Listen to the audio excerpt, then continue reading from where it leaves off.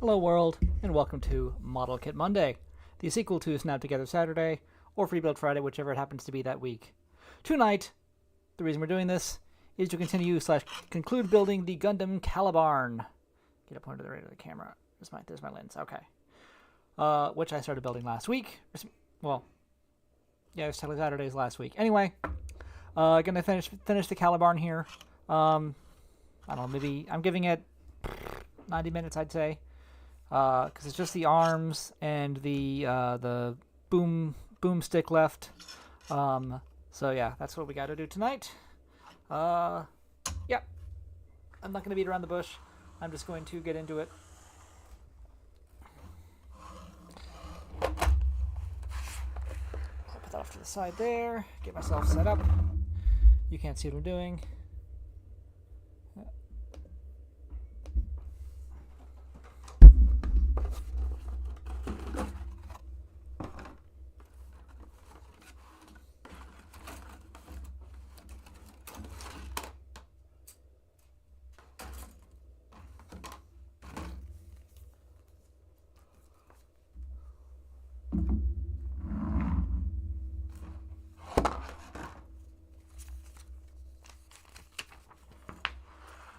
Oh, and the shield. I forgot about the shield.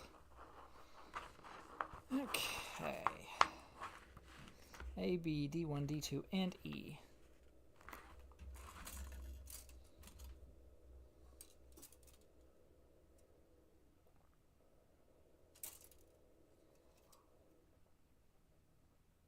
Oh, the shoulder bit's okay. It's like, what clear parts go on the, anyway, A, B, D1, D2, and E. So that just leaves those in the box. How do I want to arrange this? Once you in frame, but not blocking. I guess that's about as in frame as I can get you. Yeah, there we go.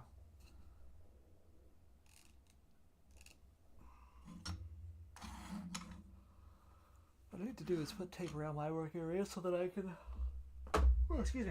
frame my camera like I used to do on the other table.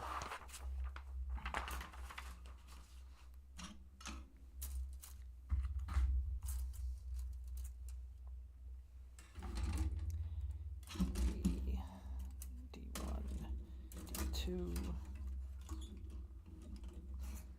E, the side there. It's been awesome entertainment.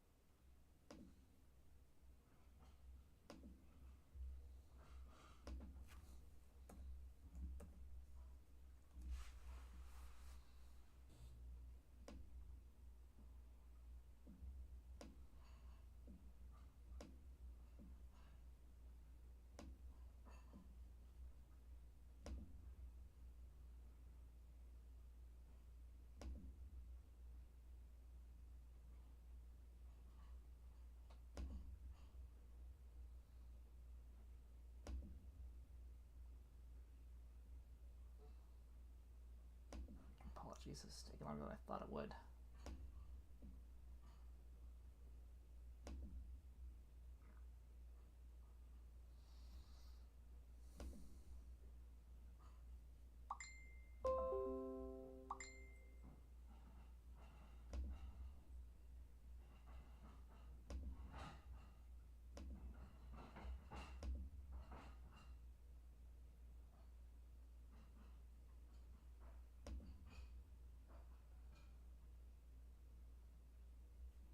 Oh yay, new world of. Let's do this. Transformers news.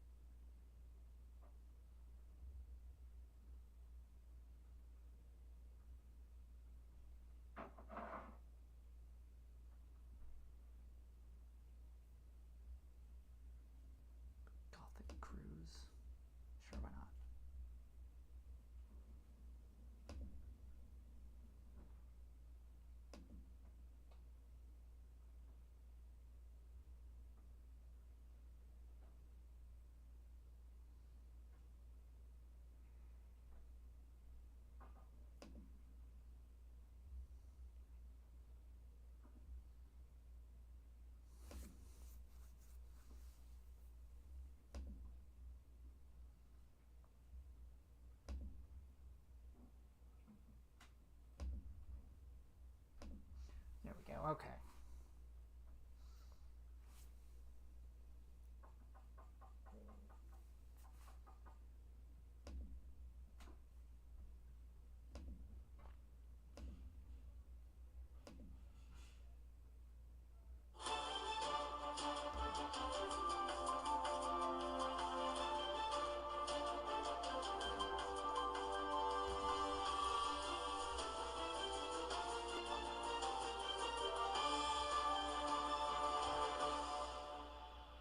Before we begin, thank you very much to Dr. Poopy P. McButtface Jr., recently widowed, for joining the Patreon campaign. I apologize. I'm sorry for your loss. I'm sorry for your name. But you got your doctorate, so that's the important. You're succeeding. Overall, you're on the up. I wanted to make sure it was the news roundup where I had that shout out, because that's one of the most odd shout outs I have ever had, so thank you very much for that. I'm going to give everyone just a quick heads up before we begin. If you entered my last YOLO Park contest, could you please check your emails, because I've checked like 3 different people getting no reply. I'm still trying to give those things away. So if you entered, please check your emails. I need someone to answer one so I can get on to the 2nd and 3rd place winners and go through this whole process. I'm never doing a multi-tier contest ever again. But that is for later. For now, we need to talk about the week in Transformer news, and you're probably wondering why we are starting this week with an image of Spider-Man and Wolverine in their Fantastic Four gear. That is because Hasbro has officially announced that starting this fall, they are going to be doing brand new packaging style for all of their collector brands. It's a whole big refresh of all the big things they do. So this is an example of what the Marvel Legends figures are going to be getting. If we move on, we can see the style that Classified is getting for G.I. Joe. It does make specific mention of Transformers. So number 1, great. But number 2, you can see here, it's a return to windowed packaging, which is not as environmentally friendly, but apparently they're going with like biodegradable plastics, so hopefully that solves some of those problems while still also managing to protect the toy and present better. Yeah, this just looks way better than the big splash of artwork and not being able to see the toy in the box. This makes me a lot happier. I'm sure it makes a lot of collectors happier. Now, they also mentioned it's going to be a little bit more robust, too. So the packaging is going to get a little bit thicker, which is another great sign. They haven't shown off Transformers because, of course, Legacy United is going to retain the style of packaging until it's done. And then we're probably not going to see what the new Transformer packaging looks like until, this fall when they start announcing Transformers Generations Prime. There's part of me that wants to go back to bubble carded figures because it's been so long. I'm not, the boxes are fancier, but I would be okay kind of going retro with those. We'll see what it's gonna look like though. I'm exceedingly curious. It's nice that they're doing something. They are, of course, patterning this as something to make fans happy. We know it's most likely to make retailers happy because of all of the vandalized toys that we have seen over the last few years. So this is going to be overall good for everyone. Maybe not the environment as much. But if they're going biodegradable, that's still okay. Still okay. Everyone's still winning, mostly. Alright. We've got a ton of in-hand photos of unreleased or recently released figures. And it starts with Tidal Wave. There was an event where people could get some hands-on time with some of these new figures, and oh boy, they put some time and effort into it. Yeah, Tidal Wave looks amazing. It's just something that hits different when you get in-hand shots of the new toys. Photographers that are a little bit more concerned with interesting poses, getting all the little details pointed out. Look at the level of detailing, by the way, that Hasbro has actually put into this. You can see the individual bars on in that purple shoulder area. You can see the individual bars painted silver. One little hit of orange you don't see anywhere else on the chest. Love when they pay attention to little colors that otherwise would go skipped. Yeah, this thing is loaded with paint. absolutely loaded. Love that they went all out with this one. Yeah, also, nice to see they're actually doing something a little bit different with the posing.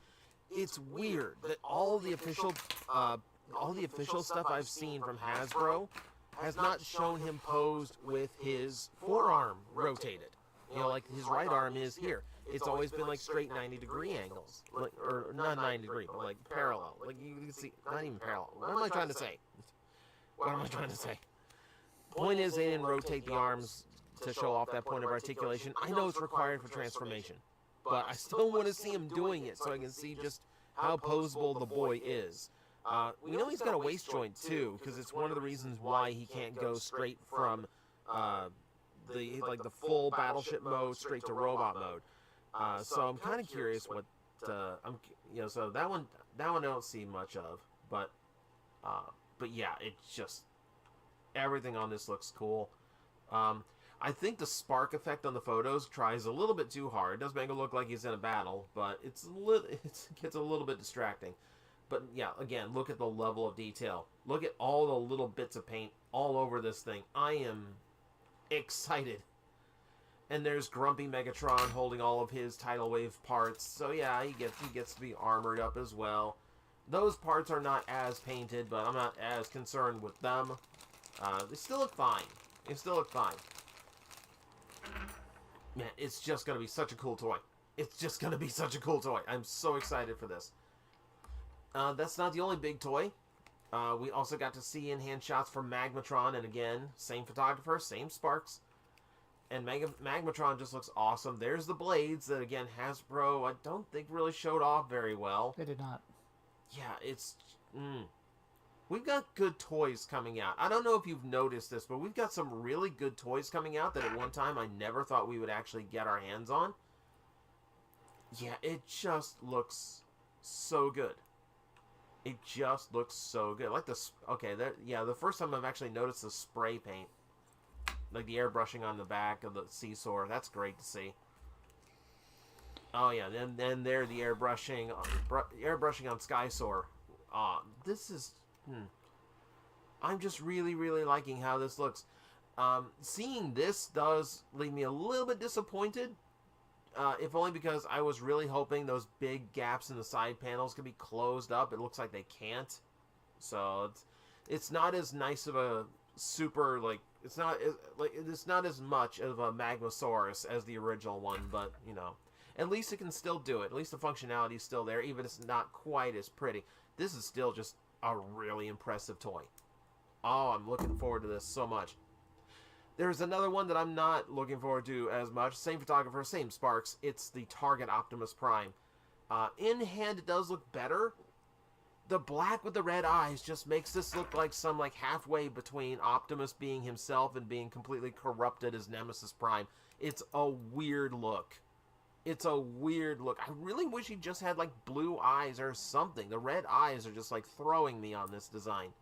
But also, I've already spoken my piece about this. I'm not really thrilled with how it looks. I think, on one hand, I think it looks dull. On the other hand, I just think, how corporate can you get? I don't know. I know some diehard Target fans. If I'm going to be honest, Target's my preferred store to go to over, Walmart or something. But still... Yeah, shoulders.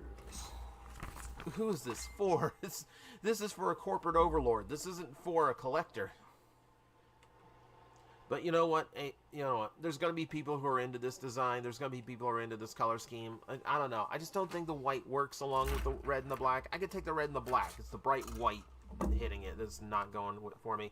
Also, trying to do a Jaguar into a dog is still just a hilarious attempt to me. Yeah, and then it's really going to depend. Your bullseye is going to look real wonky depending on where that Target logo ends up on that face. Oh, that's not. And yeah, I'm not happy with it. I'm not happy with it. It's just it's a mold that's just been overused already, and it's just done and just something that feels absolutely soulless and designed for a company, not a collector. It's no. I'm never gonna be feeling this. This just feels gross. This just kind of feels gross. Let's move on. So someone got their hands on Rigorous. the masterpiece repaint of I was going to say hoist, but it's not. It's hoist. It's like it's the hoist head, which is to say the toy head, but it is using the Trailbreaker body. So it's trying to split the difference a little bit here. Oh, it's the hoist arms as well because they got the kibble hanging off the shoulders. Oh, it's a weird release. It's a weird mishmash of the two molds in order to make something much more Diaclone. This is one of the few that has not made its way into Generations using the Trail Cutter mold. So, kind of nice that that there is an option for it, that it's actually been out there for Diaclone collectors. The Masterpiece Diaclone stuff never seems to do as well. I'm really curious how this Ronald McDonald looking robot's going to do. But we will see. It's there for collectors who are after it. Not my thing, but it's someone's thing because they keep making the Diaclones. Takara also had this recently released. This is the dramatic. What do they call this? Dramatic capture scene. So it is the multi-pack of 3 of the biggest Decepticons. Soundwave, Shockwave, Megatron, as cartoon accurate as you could get their current molds. They do look really, really, really good. There's your Soundwave looking fantastic in the tape deck mode. Laserbeak looking really cool. Yeah, I mean, it's just like, it's a premium deco. It's another word for their premium edition series. And yeah, like if you want your Soundwave to have red eyes, or if you want your Soundwave to not be yellowed, you have an option. It'd be an expensive one, but you're getting cool stuff with it too. Like Shockwave here in his submarine mode is absolutely a submarine. Actually, it's much closer to a submarine because that ain't no handle. That ain't no handle. So, yeah, this is Shockwave again. More cartoon accurate colors, which means they've taken out a lot of the translucent plastic, except for the insert in his chest. That makes me happy. They've also removed a lot of the kibble that lets you make his big fortress ship mode. It's a cooler look if you want something that is cartoon accurate on your shelf. It makes for a much better display piece, since it's a little bit more accurate. If you're looking for play value, then it's not going to replace the Siege version. It is nice to see it cleaned up and not battle damaged, I will tell you that. But yeah, if you want play value, yeah, just stick with the Siege version if you've already got it. Can't argue. I'm not a big fan of the big kibble armor parts, but you can't argue that it's actually doing something different. It actually gives you more that you can do with the toy. So, okay. And then there's the Megatron. This is very, like, this mold is frowned upon. The Earth mode version is frowned upon because it really doesn't change much from the Siege version, and it's very, very back kibble heavy. And then, yeah, the big dumb weapon that's, for his turret, which again is one of those like accessories that kind of screams, we didn't know how to fit this into his engineering, so it just comes off. That said, the robot mode deco is gorgeous. Can you believe how many times they released this version of the mold and they never released it with just clean paint? There's always some kind of battle damage to it, or it had some like ridiculous color scheme that I wasn't a fan of. It's taken this long and this many iterations of this mold in order to just get me a good looking, clean G1 Megatron. It is very clean. It's very clean. It looks very, very good. Yeah, I am very happy with how this turned out. This alone makes me happy to get the dramatic series. I do have the pre-order. I'm looking forward to it based on these photos. Don't know what I'm going to do with the previous versions of these toys. I need to put an eBay sale together. I've been putting that off for a long time. Alright, behind the scenes stuff now. And I will admit, behind the scenes stuff, at least for this first article, very, very thin. They're talking about the Doom and Destruction set for the upcoming, upcoming, oh man, brain blanked, Mayhem Attack Squad subset.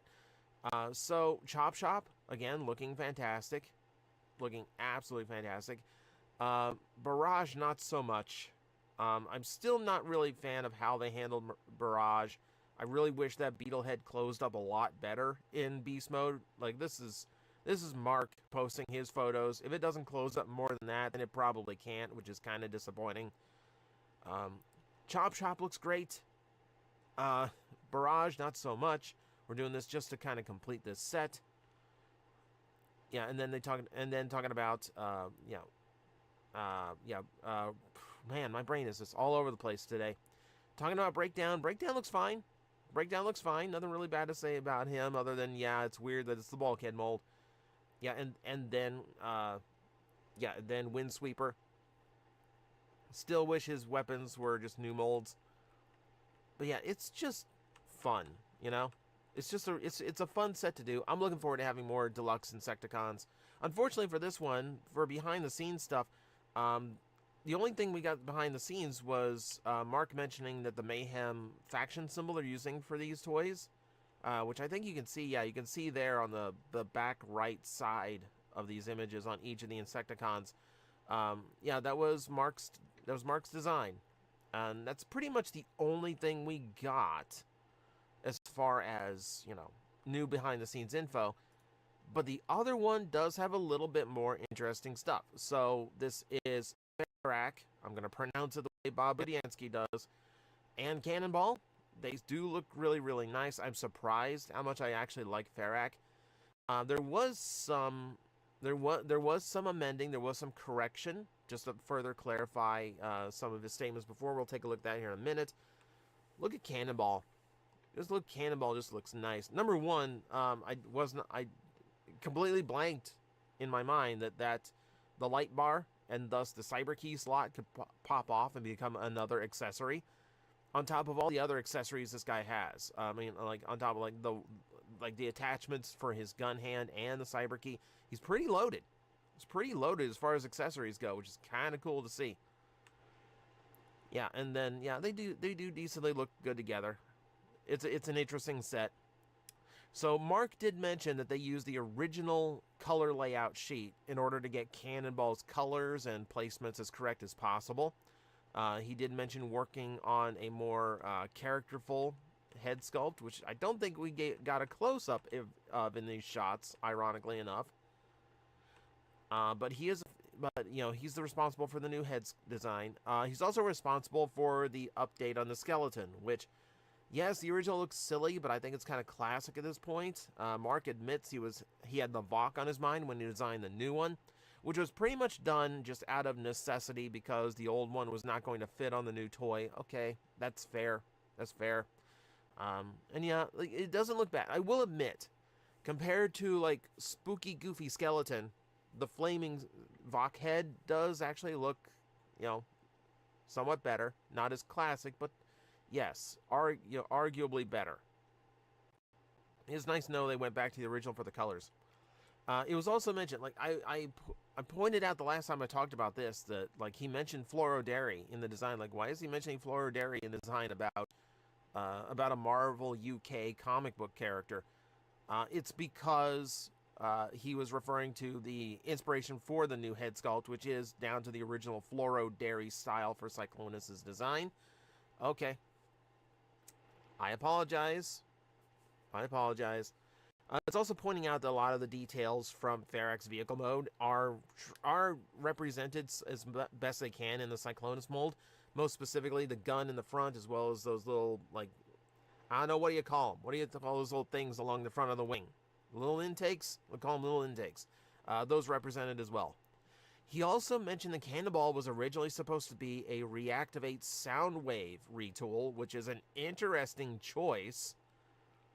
I mean, vehicle mode-wise, that does make sense. It is a very long SUV-style vehicle, so that actually made sense. But apparently the mold was not available. There is some weirdness to the Reactivate molds that I have been pointed out to on Twitter, because apparently the molds are stamped as copyright 2020. So the molds might have been sculpted 4 years ago. Weird. Okay, so there's some weirdness to those. I might need to dig around that. That might be a video later. But point is, the mold was not available to repaint. So we got another use. We got another use of the Skids mold. But you know what? I think they did a decent enough job. Okay, let's go into some of the weird little stories of the week. We have some little bits from the gimmick lines of Transformers 1. We have battling figures. They come as a 2-pack with a base and a weapon accessory. They can punch and rotate and spin. We've seen these. These are on shelves right now as Ninja Turtle toys, so it wouldn't surprise me if these weren't about the same. They are fairly small. Looks like around the 4-inch mark. 2-in-1 masks, so the battle masks that transform.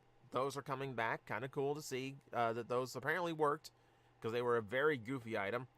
One-step cog changers. Just assume they're just the usual spring flip changers, etc. Mega changers, which rank in almost 11 inches tall. I assume that's more along the lines of the Titan figures, like the ones you'd find at like Walgreens and those lower market toys. And then prime changers, which I'm going to assume is the smaller scale on those. Those are about 6 inches, roughly around there.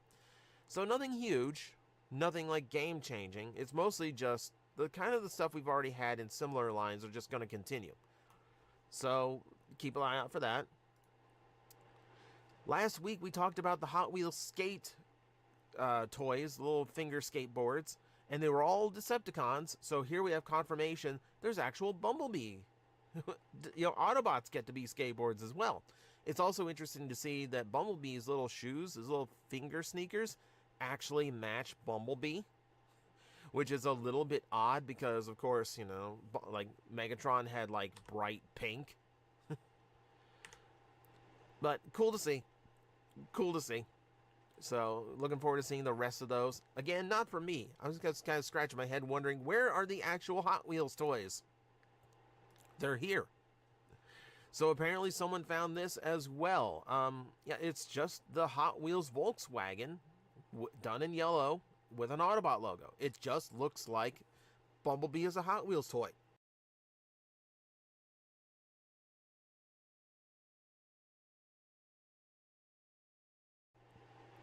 How hard was that? How hard was that? I'm thrilled to actually see it. As simple as it didn't take much. Simple as this. That's the only photo we got. So it's a Hot Wheels toy. Not a whole lot to say about it. Just confirmation. We're actually getting actual cars. Like they actually are going to look like the Transformers. YOLO Park has shown off the final version. This is the in-hand version of their AMK Pro Optimus Prime. Without any kind of hyperbole or just like, I'm working with them, so I'm going to be nice. This is completely apart from that. The Megatron is the best non-transforming Megatron I have ever felt in my hands. It's a really great toy experience. I think the same is going to be true of the Optimus Prime. Yeah, I'm just super excited for this one. I'm super excited for them to continue these because these have been exceptionally nice. If you just want a really good articulated Prime for your shelf, because let's be honest, if you want cartoon accurate, if you want it to remind you of the cartoon you grew up with, sometimes the transforming ones aren't going to hit the mark. They're going to have kibble. They're going to have, requirements for the transformation. This is just pure unadulterated G1 Optimus Prime, and it's a very, very beautiful one. And as far as model kits go, as you can see, you're basically just doing final assembly. You don't have to do a whole lot to put this guy together. You probably don't even need instructions. These are good. These are very, very good. I'm thrilled to see another one. Hopefully more are on the way. Oddball news for the week. If you want to have a mug covered in G1 Marvel Comics, you have that now. Apparently, I'm guessing this is some kind of Easter item.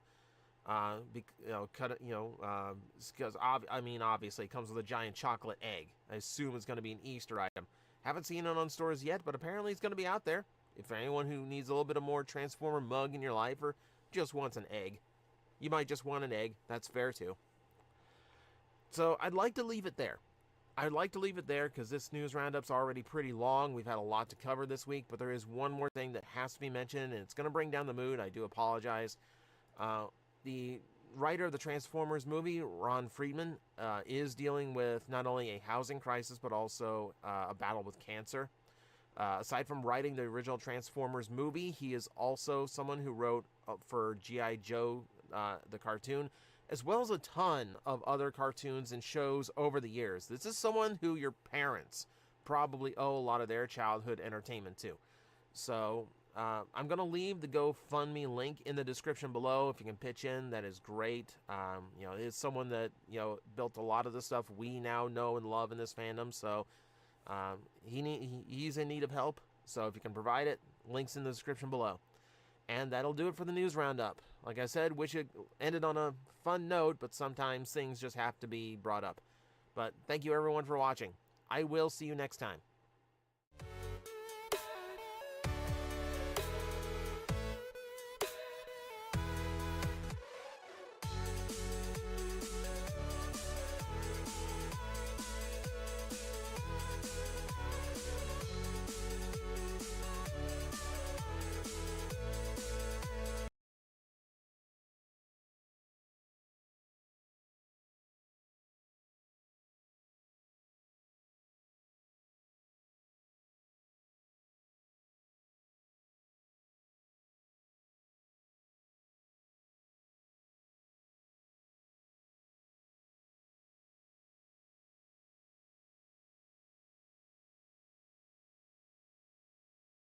Oh, hello! Welcome back to my channel. Today I'll be talking all about my first time on the Gothic cruise. I first posted about the cruise and that I was going about a year ago now, I think. Time really does fly when you're having fun. And if this is your first time hearing about the cruise or you weren't able to go this year, don't despair! There is another one next year. As soon as I find out information about next year's cruise, I will make a video about it just for you. But if you do book next year's cruise, please let all genre travel know that Vessel sent you. So, without further ado, let's dive into my experience on the Gothic cruise. We flew in the day before the cruise because I've heard way too many stories of people flying in the day of and then missing the ship because their flight got delayed or changed. So we just went the day before. It was very relaxing. I turned quite a few heads in the airport because the boots that I wanted to wear for the Saints and Sinners party on the cruise did not fit in any of my luggage. These are some of the tallest boots that I own. I want to say they're 5-inch platforms, so I had to wear them through security to our gate. I did change into my skull slides after we got in though, and then we landed at the Orlando airport, and there we got a free shuttle to our pre-cruise hotel.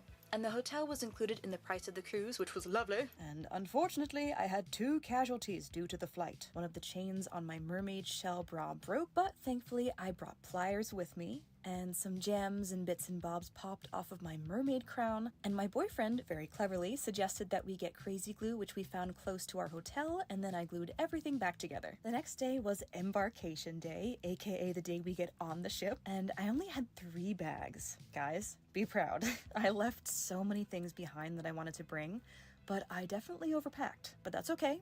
Better to be prepared. Our bus from the hotel to Port Canaveral left at 10 a.m., so we got up early, got dressed, and ate some breakfast before we left for the ship. The night before, there was a party / get-together where everyone chatted and hung out, and we also got some announcements from Zeta, as well as our Gothic Cruise wristbands, which are how we get into all of our events. We'd gotten Chipotle the night before, so that was my second breakfast. The bus ride was really relaxing. Everyone was either sleeping, listening to music, or chatting. And when we got to Port Canaveral, we saw several cruise ships, including a Disney one, and ours. I recognized it right away, the Norwegian Escape. Then we got in line for security, which was a lot easier and faster than I expected. They do take your picture there to use for security to recognize you when you get on and off the ship for the rest of the cruise, which made for a few fun conversations for me because I was wearing a wig and a full face of makeup. And when I got off the ship at our ports, I was usually wearing neither of those, so they did not recognize me. We got on the ship with no issues and got to put our stuff in our room. We got a balcony room, which was very, very nice. On my last and first cruise, I had an indoor cabin, so I felt very fancy having a balcony. There was so much storage space there for my clothing, thank God, as well as 3 outlets, a TV, bathroom, a couch, and of course, the balcony itself, which had 2 chairs and a little table. We already had our Freestyle Daily in the room, which is the daily newsletter that Norwegian gives you to see what's happening on the ship. and that changes day to day. It also lets you know what time the sun rises and sets. We also had a safe, which is very handy for keeping our passports in. And in the bathroom, you get a conditioning shampoo and body wash, as well as a clothesline to hang up all of your wet clothing, which came in very handy. And there are some buttons in your cabin to let your steward know if you want them to make up your room, which they will do every day, or if you want to not be disturbed. We had lunch at Taste, one of the sit-down restaurants that are included in your cruise fare, and sadly, my lipstick did not hold up well after all the food. They have maps of the ship by all of the elevators so you know where you're going, which is very helpful. And we went up top to enjoy some live music before the ship set sail. They have a party for that called the Sail Away Celebration. And we got a tour of the spa and went to the gym. I love that the gym has all these big windows so you can look out at the ocean as you work out. And back in the room, I put up all of my magnetic hooks to hang things on, and then we took one last look at Florida as we pulled out of the port. Then we met for our official Gothic Cruise orientation in the gorgeous Supper Club. This is one of my favorite venues on the Escape because it's all red and black velvet. Zeta answered any questions that we had and went over the schedule and rules of the ship. Speaking of which, here are the dress code rules for the restaurants. Unlike my last cruise, I did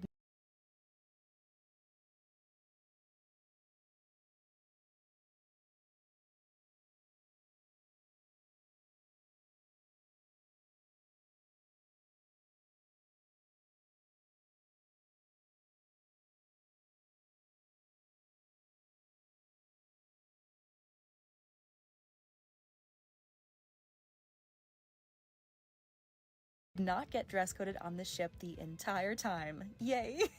And then we had dinner with Rachel, aka Delia LaFay, who was the whole reason I am on this cruise, so thank you, darling. It was so lovely to meet her. She is a fellow fashion YouTuber, and I'll leave her channel down below in the description. And for anyone who is gluten-free, like me, they do have gluten-free bread and options on the ship, which was very exciting. And I got a pina colada for rum reasons. I have to have rum when I'm going to the Caribbean. It's necessary. And my makeup had been on for over 10 hours at this point, but it was still looking pretty good. Urban Decay setting spray for the win. And we went to karaoke, which was super busy, and we found some fun door decorations, and then we went to Spice H2O, a venue in the back of the ship, for our kickoff dance party, which was so much fun. Dancing on the back of the ship with the wind in your hair was the perfect start to the trip. So day 2 was spent at sea, so we just explored the ship. It was nice and overcast in the morning, so we enjoyed some time out on the balcony, just looking out at the water. It was very windy, which styled my hair beautifully. And we were ambitious and took the stairs to breakfast at the buffet, which is included in your cruise fare. Then we headed off to the gym to work out. Being on an elliptical while looking out over the ocean was fantastic. And they have water and complimentary cold towels there, which is also lovely. We had a light lunch at Oceans because I was still stuffed from all the food from yesterday. And I love unpacking and organizing, so I put all of my swimwear on my hooks. I wore a grand total of 2 of these bikinis the entire trip. They also have nooks for clothing under the TV, which of course I took over.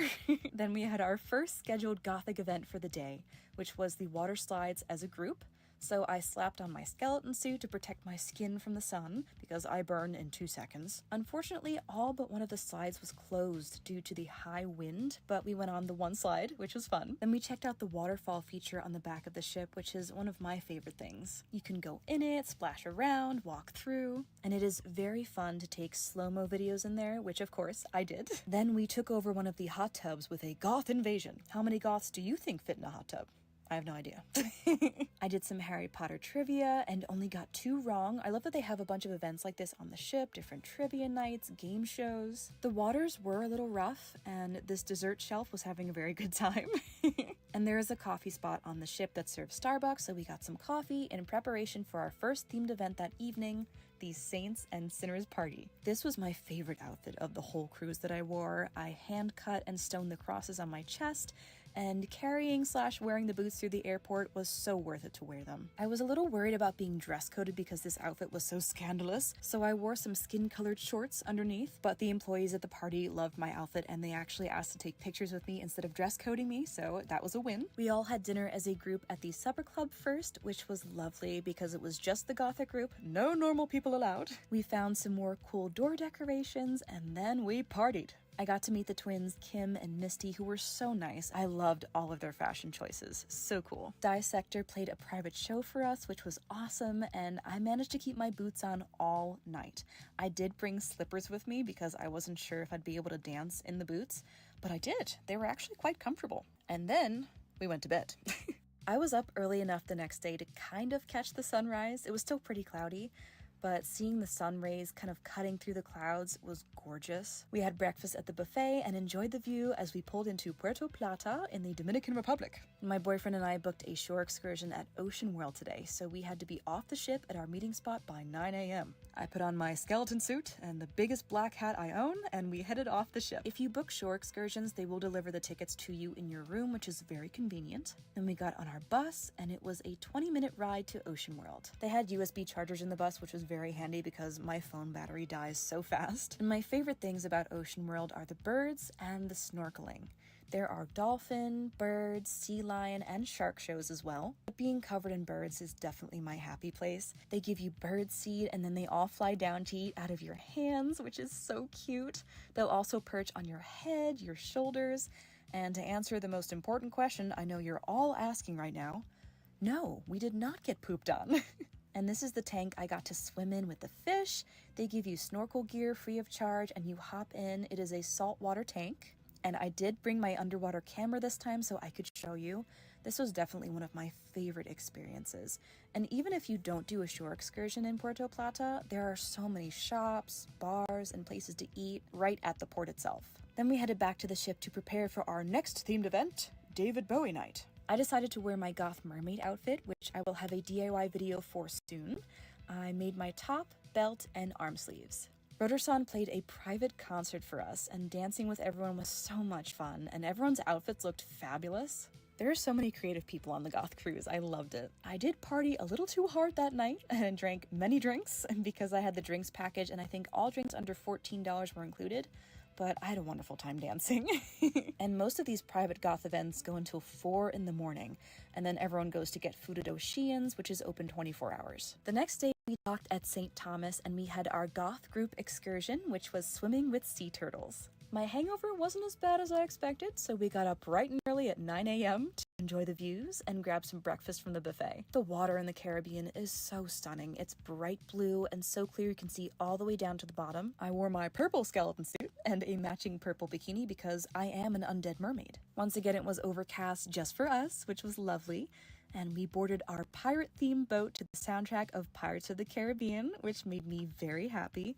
For those of you who don't know, I am obsessed with Pirates of the Caribbean. And then we headed out to the island. And here's a clip of just how massive our ship is. There are 20 levels to the Norwegian Escape, as well as water slides and a ropes course on the top. I perched at the very front of our boat so I could feel the waves, another one of my happy places.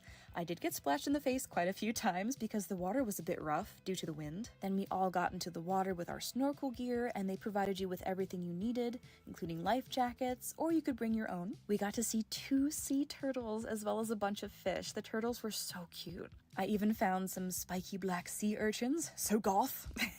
Then after we finished snorkeling with the turtles, they took us to another spot called the Honeymoon Beach, which had a bar and food. We swam to shore from the boat and then explored the beach, walked around the island a little bit, and then we snorkeled some more until we had to go back. I was admiring the anchor I found from one of the nearby sailboats. On the way back, the water was so rough, it felt like we were on a roller coaster. The boat kept lifting up out of the water, which was so much fun. They brought us back to shore, and we explored the shops there until we had to get back on board. We found some rum cakes, which are so delicious. These are one of my favorite things in the Caribbean.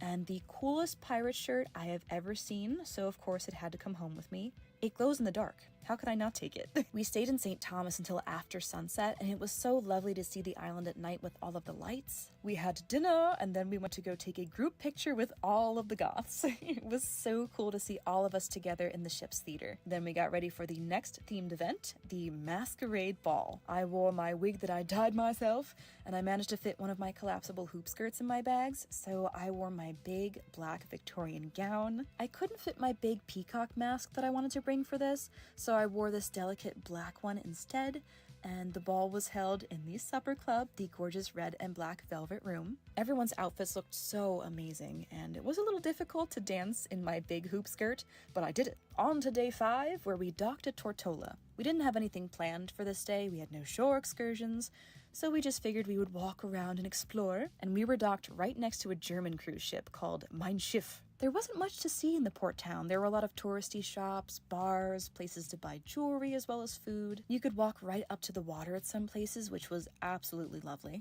And we did find a Pirates of the Caribbean tour bus. Then we headed back to the ship, and they handed you cold towels as you went back on board, which was lovely. Naturally, I put mine on my head.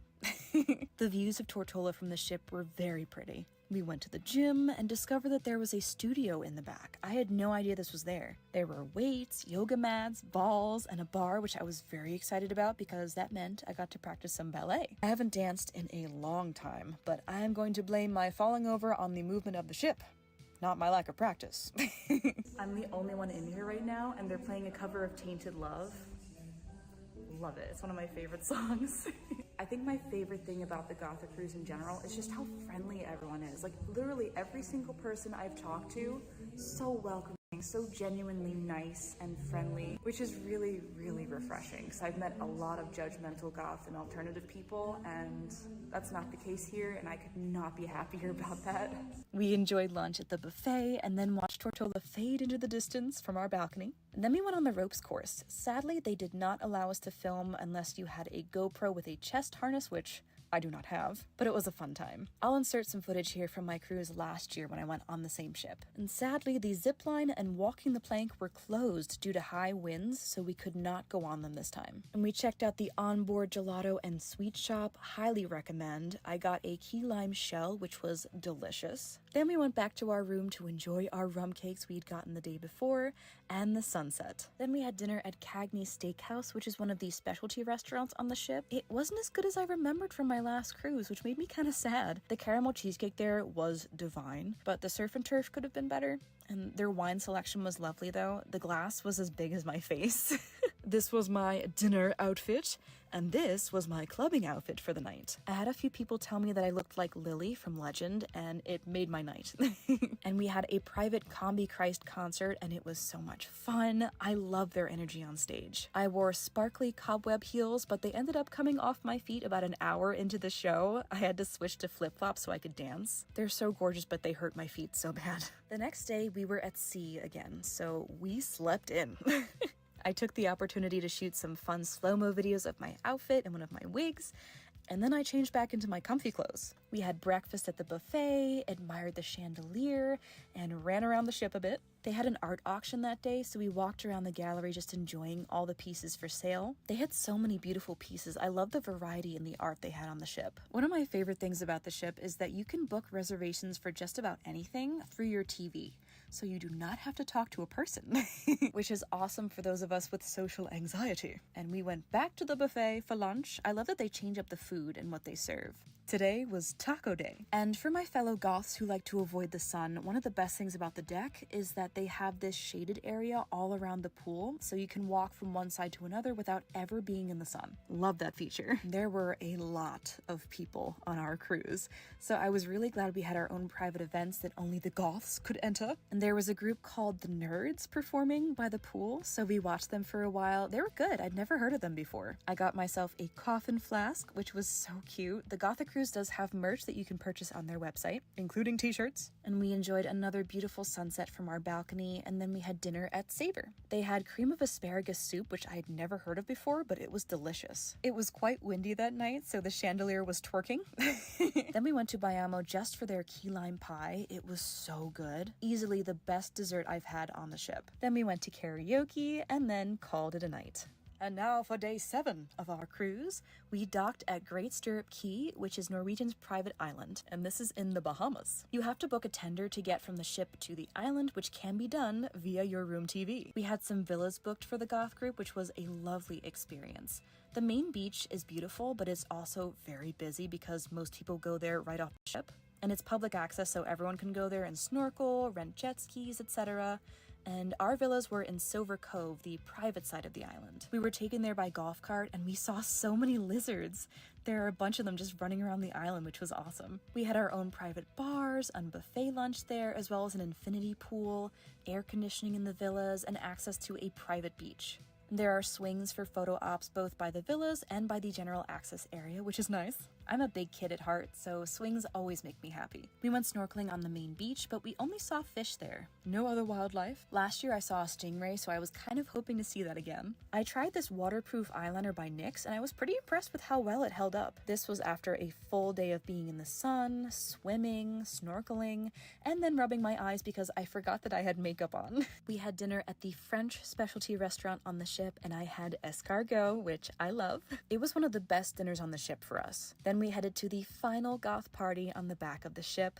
They played Thriller and so many great songs, and dancing on the back of the ship with the wind in my hair was an amazing end to the trip. It did feel very sad though, but we all went around getting each other's information for social media and just chatting.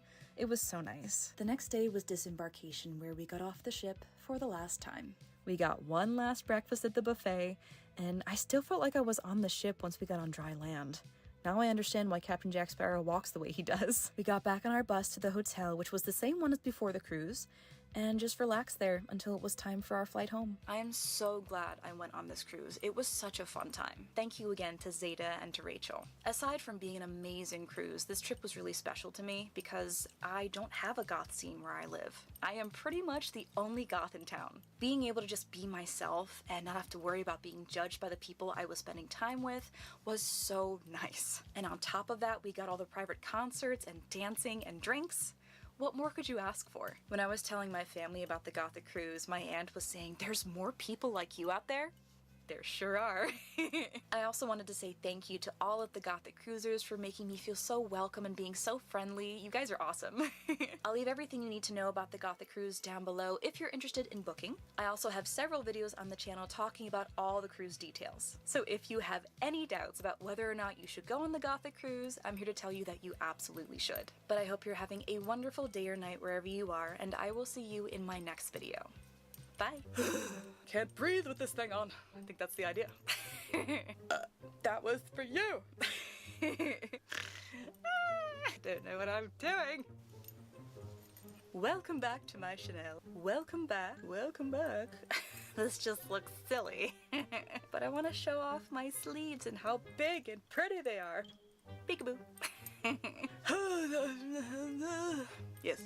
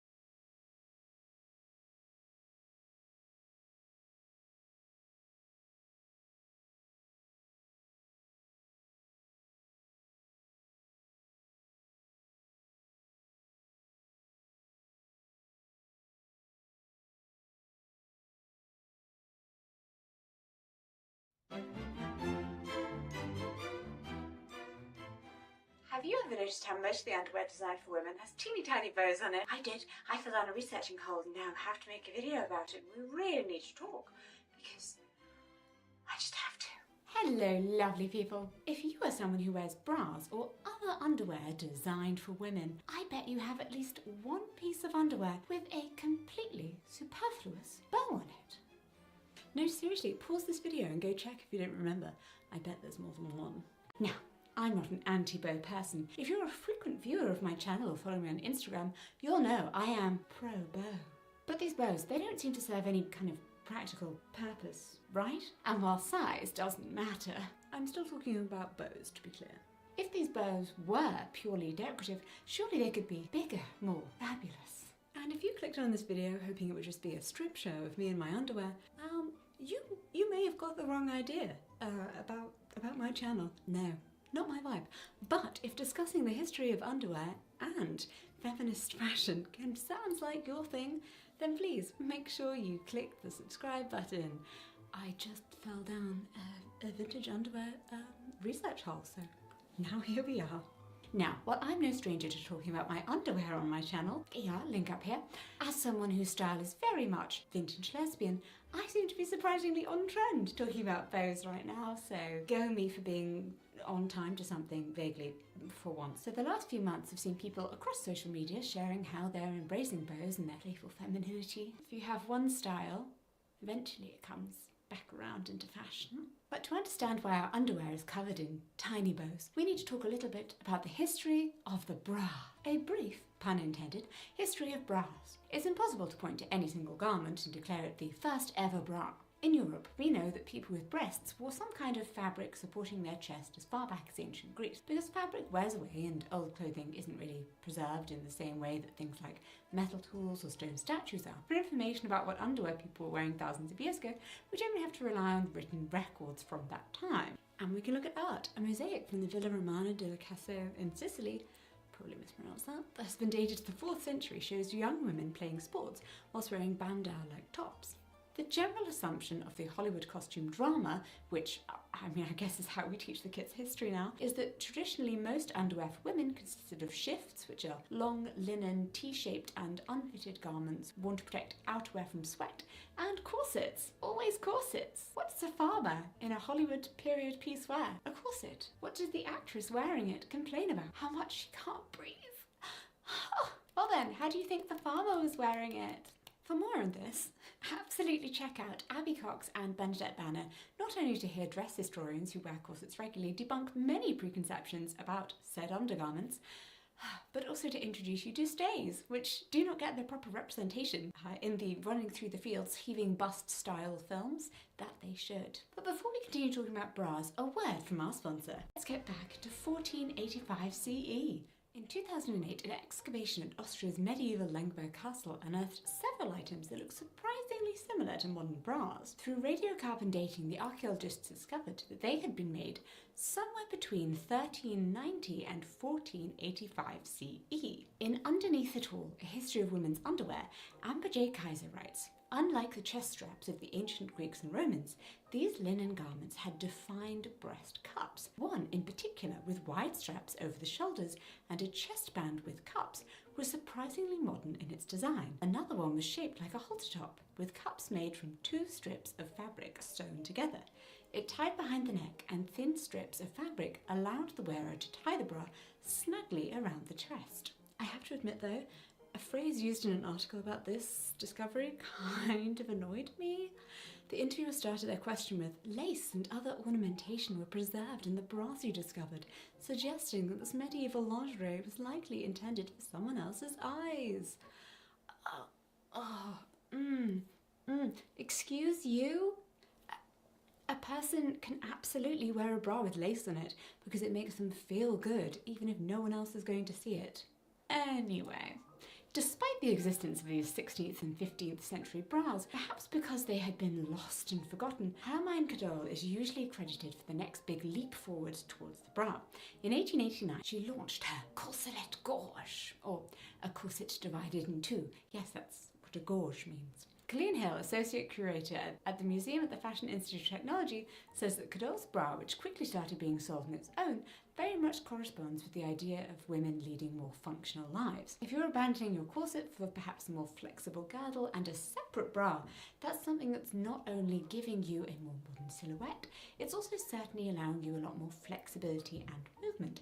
It's around this time that we get the term brassiere, which comes from the French for upper arm. It had originally been used in reference to a soldier's arm guard or a military breastplate, but by 1911 it had entered English dictionary with its current definition. Despite being pretty sturdy by 21st century standards, many people considered Cador's bra scandalous. The history of underwear has had some surprises in that regard. Well, nowadays we think about the Victorians as being buttoned up and even prudish. Did you know that many women at the time wore crotchless underwear? Fun fact. Yes, I've fallen down a hole. Wait, that was a very strange thing to say. Research is fun. Drawers were essentially two separate legs of fabric only attached at the top and maybe tied together with the cord or a ribbon in a bow and an open seam between the legs, which, think about how much easier it would have made it to go to the toilet. Ribbons and other ties were necessary to hold underwear together, including in the creation that led to the patent for the very first modern bra in the US, which was filed in 1914. Clarisse Crosby had been getting ready for a debutante ball, but was frustrated that the tight corset cover over her stiff corset, which she described as a box-like armour of whalebone and pink cordage, poked through her sheer evening gown. An NPR article by Melissa Pendica reports that she asked her maid to bring her 2 pocket handkerchiefs and some pink ribbon, and her maid then helped her to sew the materials into a simple brassiere. Weirdly, this is a story that my mother used to tell me as a child about why bras exist. Her creation impressed the other women at the party, who then wanted them to make bras for them too. Although she managed to get orders from a few department stores, go her startup didn't actually take. The article says she then sold her patent at her husband's insistence to the Warner Brothers Corset Co. for $1,500, which is a lot of money then. I wonder if her maid, who it sounds like did a lot of the work in making that bra, saw any of that money. I mean, of course, some claim that World War I is at least partly responsible for how bras became more common than corsets in the 19th century. Since corset frames were mostly made of metal, which was needed for ammunition and other military supplies, the US War Industries Board asked American women in 1917 to stop buying them. NPR has an article framing the move away from corsets as freeing women's bodies, which clearly means they've never experienced the sweet relief a corset can bring you from excruciating back pain. Seriously, watch my own corset journey video up here. Bra innovation continued throughout the 20th century. By the end of the 1930s, bras had many of the features we see in bras today. Letter sizing for cups, eye and hook fastenings, adjustable straps, and tiny bows. But why do we still have so many tiny bows? How did they sneak in there? Well, Cora Harrington, the founder of The Lingerie Addict and its editor-in-chief over a decade, and the author of the intimate Dima tale, How to Choose, Wear and Love Lingerie, believes that the bows on our underwear today are a throwback to either the posies of flowers women tucked in their décolletage in the 18th century, or the natural evolution of the bow on Victorian corsets from the 19th and 20th century. The décolletage refers to a low neckline on a woman's dress or top, and I love the idea of tucking a small bouquet of flowers into your dress, perhaps to remind your lover. I mean, that's really sweet and romantic, no? I was going to say, and probably very gay, but that's just because I'm imagining myself keeping a posy of violets from Claude, like, close to my heart to remind me of her. Oh. And even though bows are no longer a vital part of holding up or holding together underwear, that doesn't mean they're entirely impractical. If you're getting dressed in the dark or in a hurry, a tiny bow at the front of your knickers is pretty useful to know which way around you should put them on. In 2021, Harrington tweeted about the existence of bows in underwear, frustrated with a viral social media post that blamed the existence of all the tiny bows in the patriarchy. She explained that the bows are just a leftover from when underwear required bows and laces to fasten, and also a way to cover up more unsightly bits of construction. Oh yeah, makes sense. If I had to make my own underwear, I would definitely end up sticking a bow or two here and there to cover up my questionable sewing. And if bows on underwear are a remnant of their evolution, it explains why there aren't any bows on sports bras. Boom! Did you know they're different things? Did you know that the first sports bra was created from 2 jock straps? Yeah. Don't think too deeply about it. Unlike the muddied, overlapping history of the bra, we know when the jock bra was created. 1977 gave us the first bra designed specifically to help people with breasts exercise and move our bodies more easily. Yay. I mean, those things are good, I just can't stop thinking about the jockstrap thing. A de facto article by David O's in 2022 explains how the first prototype was constructed. The two pouches served as the cups. The waistband became a solid rib band that stretched around the torso, and the butt straps were converted into shoulder straps that crossed at the back. Yes, I did just say butt straps. But for a thing called the jock bra, I mean, it does feel appropriate. There were no ribbons that needed tying to hold the bra in place, no clasps or hooks involved to be memorialised with tiny bows on the version that we wear today. Its purpose was function over comfort, so there were fewer seams and potentially messy sections that needed to be hidden with a bow. And if you've ever worn a sports bra and you're questioning the term comfortable there, the jock bra, which don't worry, they later renamed it the jog bra when the inventors were told the term would be considered inappropriate, was apparently a lot better than the alternative. Apparently, prior to the sports bra's creation, women runners were forced to wear their everyday bras and just suffer the chafed skin and bleeding nipples, which some women still do when they forget their sports bra or cannot afford one. Some took to strapping on two bras to curtail movement, even as they endured derogatory comments from men. Also something women have to do if they cannot find a sports bra that will strap down enough. Oi. Flashback to being the girl who got the boobs before a lot of other people in games at school. So that was fun. But if we're speaking of the male gaze, let's go head on. Are the bows in our underwear designed purely for men? And are we letting down the feminist movement if we like wearing underwear that is pretty? No. Is this a question we're entertaining now? Structural support, status symbols, and systemic misogyny. Are bras a symbol of patriarchy designed to make their wearers uncomfortable solely for the male gaze? Well, feminists in the 1960s banned bras as a protest against the unrealistic beauty standards they represented. Nope. Oh, what? The bra-banning feminist is a myth, deliberately taken out of context to dismiss the issues the women's liberation movement was raising, diminishing them as unserious. Oh. Yeah, so Adrian Corsione did debunk this idea for Teen Vogue. By the way, their political coverage is honestly very impressive. In 2018, the article explains that while some bras were set on fire at a protest outside of the Miss America pageant in Atlantic City in 1968, the only confirmed instance of feminist bra burning and the origin of this myth, it wasn't actually the only item that was burned, so it wasn't like a specific bra burning fire. So Gosselin references W. Joseph Campbell's 10 of the greatest misreported stories in American journalism. Yeah, it's a pretty misreported one, isn't it? I mean, I feel like we've all grown up hearing about this myth. Who reported that the centrepiece of the protest was actually the so-called freedom trash can. Protesters just kind of threw in anything that they felt was confined.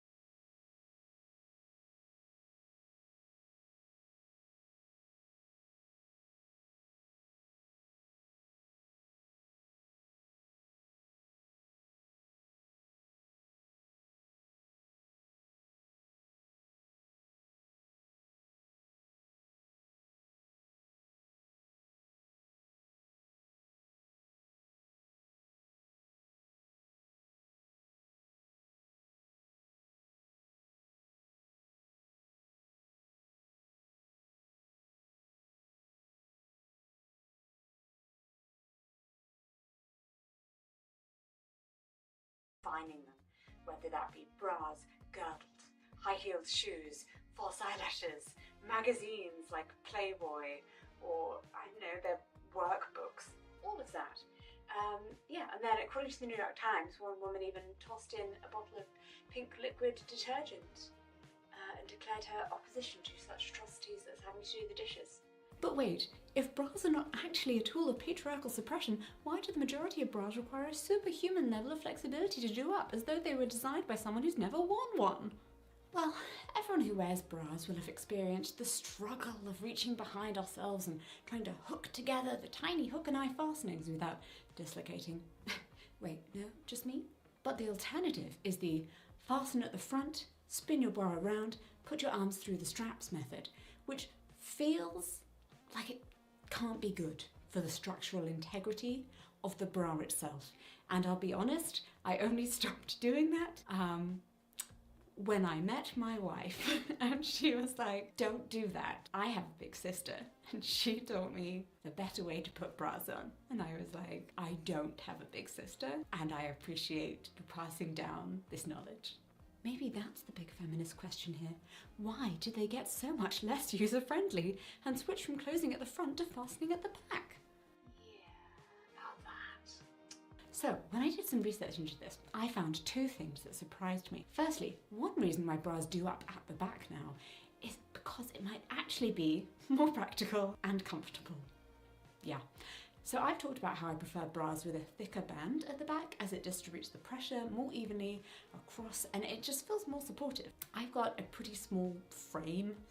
I'm technically like a 28 around, but you know, like good luck finding a bra that's a 28 band. Not that I really need to explain, some people just have small frames, but I have a scoliosis, so my body's like kind of out of whack.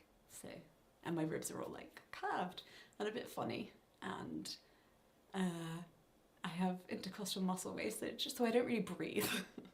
So that's why I have a particularly small frame, but it doesn't limit the size of my chest. And lots of bras today that do fasten at the back come with a 3x3 hook closure. The hooks going up and down are what makes the bra more stable and allows for that thicker band.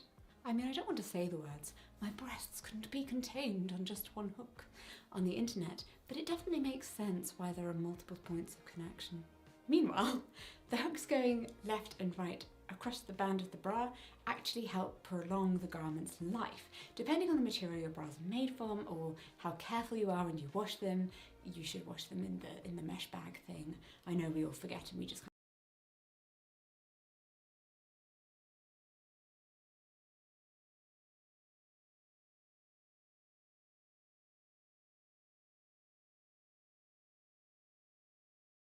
kind of throw them in there, but don't do that. Bras can stretch and they get misshapen. Being able to close the bra at a tighter fastening means it can get support for your whole chest effectively for longer. Many of the bras that you buy today that do fasten in the front use just a single hook and eye, which simply isn't stable or strong enough, especially for folks with somewhat larger boobs. There's just not enough space in the front there for a sturdy 3x3 set of hooks. Many of the bras you can buy today that do fasten in the front use just a single hook and eye, which simply doesn't feel stable or strong enough, especially for folks with somewhat larger boobs. There's just not enough space in the front for the sturdy 3x3 set of hooks. Or, at least, the amount of space apparently depends on how far apart or close together our breasts are.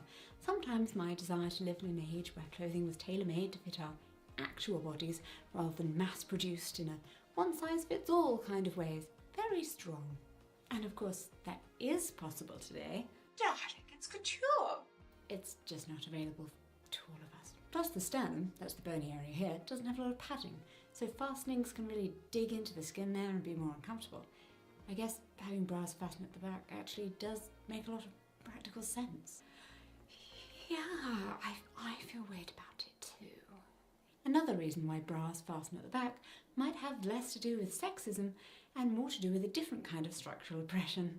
Class! Clothing that closed at the back with tiny hooks and complex fastening was a status symbol, a sign that you could afford a maid who helped you to get dressed and did up all of those tiny little hooks for you. This still isn't necessarily very feminist, and the idea that women needed help getting into their clothes probably did feel to some like they were being denied any agency, but it brings up a really interesting question that's at the heart of a lot of the current bow-based discourse. It's a strange thing to say.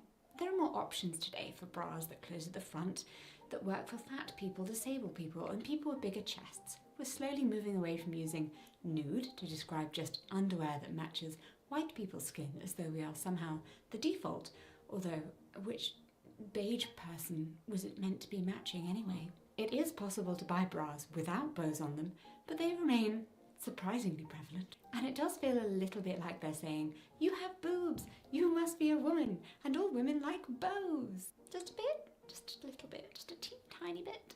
I mean, personally, I do like bows, but that's not because I'm a woman. The idea that all women do, it just feels infantilizing. In a Vanity Fair article published in July 2023, before the release of Barbie, Delia Kaya claims that we've reached peak girl, writing, online the anthemic hot girl summer and the wholesale linguistic rippage of girl from queer slang and AAVE have given rise to a colloquial branding exercise wherein every possible action, from taking walks to listening to rock, is taxonomized and trendified by the attachment of girl or girly as a descriptor. We search for cool girl brands, corporate girl, work fits, and party girl beauty in hopes of projecting the je ne sais quoi required to be that girl. An easy meal made without much effort at home, after all, is now girl dinner. What? I get it. We love categorization though. I made a video recently about the terms for different types of lesbian and some of the in-jokes about lesbian culture and style within the queer community. As a very femme lesbian, heels lesbian, a vintage lesbian, my femininity, for me, is part of my queer identity. It's a subversion of cis heteropatriarchal ideas of how I should perform my gender. I can be the most motherly, girly, nurturing figure in the big petticoats and the apron with a bow in my hair, making cupcakes and giving out the warm hugs. And that idea of woman is strictly divorced from the gender expectations of everyone else around me. I dress how I choose, even if my wife sometimes finds it a bit much, and I don't consider what others think about it unless it comes down to safety. Not a hot take. Dressing in any kind of alternative style does in some places put you at more of a risk of unwanted attention and crime, so stay safe, kids. But I can't act like I dress this way to be subversive. I just can't dress another way. We all have our comfort spots on the gender presentation spectrum, and mine just happens to be vintage high femme lesbian. Anything else makes me physically and psychologically uncomfortable. Oh yes, even though I'm a lesbian, I just love the male gaze, and I only wear bows and dresses so I can get men's attention, so I can give them queer and feminist literature. They can understand why dressing like this doesn't mean that I'm straight or not feminist, because however you choose to dress has no bearing on either of those things. Lots of us were brought up with very, very silly rules about how boys and girls should behave and dress. And it can be fun to see what it feels like to break those rules. I think reclaiming femininity can be really fun. Choosing something not because society is telling you that it's what you need to do, but because it's just something that brings you joy. In a post-Barbie world, we're seeing a rise of hyper-feminine aesthetics, bows included, which makes sense. In a political landscape that feels increasingly dysphoric, why not dress up in a way that makes ourselves feel good? While the article claims that fetishization of girlhood is patriarchy's oldest trick in the book, Kai also acknowledges that the current post-Barbie peak girl culture feels like an inside joke. We know some of it's silly, but we also know that doesn't matter. They write, is it reactionary or radical then to don the pink dress and be ribbon ourselves in spite of what we know? Consider it maybe not as a statement, but a series of exclamation points at the end of a trapped guttural scream, that if they're going to treat us like little girls, we might as well act the part. Bows, or underwear with bows on, aren't inherently bad or unfeminist. They're a fascinating reminder of the history of the fabric we put on our body, one that connects us to a millennia of women and people of marginalised genders expressing themselves in one of the few ways available to them through clothes and fashion. It's actually pretty cool. But the idea that bows are pretty and feminine, people who wear bras should be pretty and feminine, isn't really okay. And unfortunately, we haven't triumphed over sexism yet, and there are still people who believe that. Had you noticed all the tiny bows in your underwear before you clicked on this video? Please leave a comment if you'd like bigger bows, no bows, or if the word bow has lost all meaning for you at this point in the video. Bow, bow, bows, bows, bows, bow. And if you're a person who wears usually boxers or underwear designed for men and you're feeling left out right now, you don't have to be. There are many places on the internet where you can buy teeny tiny satin bows, some that even come with adhesive material already on them, so zero sewing required for the less arty amongst us. I don't promise they will last through some washes. But you can just stick them to your boxers. Unnecessary bows for everyone. Though the gender binary is fake, the fabric we put on our bodies isn't inherently male or female, and you can totally buy underwear that has bows or lace on it if you want, or don't. Just do you, boo. If you want to keep up with my fabulous vintage outfits, with bows of all sizes, and my gay adventures with my wife and our child, you should follow me on Instagram at JessicaOutOfTheCloset. Oh, and if you get distracted counting how much of your underwear had bows in it earlier and you weren't able to hit subscribe, you could always do that now.